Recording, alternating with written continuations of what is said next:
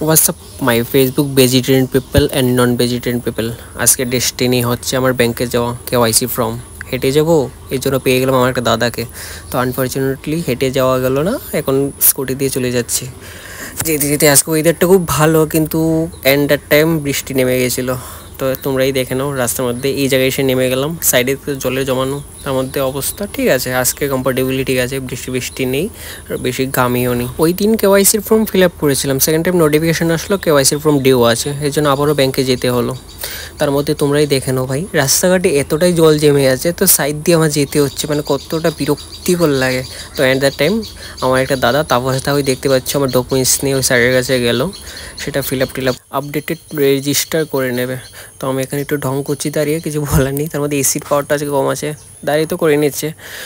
তো আনফর্চুনেটলি এখন আর সেই জিনিসটা নেই, আমার কাজ হয়ে গেছে, এখন আমি চলে যাচ্ছি। তারপরে তো বললো তুমি চলে যাও, তার জন্য আমি চলে গেলাম। তো চলে যাওয়ার পর একটা দুঃখের জিনিস হলো, তোমরাই দেখে নাও, এই দেখতে পাচ্ছ বৃষ্টি পড়ছে। আমি ভাবলাম ছাতা নিয়ে আসিনি, কিন্তু ছাতা নিয়ে এসেছিলাম ব্যাগের মধ্যে। তার মধ্যে একটু ব্যাংকের ভিতর আবার একটু যেতে হলো বই আপডেট করার জন্য। তো সেটা করে এখন বেরিয়ে বললাম ছাতা মাথা দিয়ে, যেটা আবার বিরক্তিকর জিনিস ছাতা হাতে নেওয়া। তার মধ্যে ঠিক আছে বেরিয়ে গেলাম।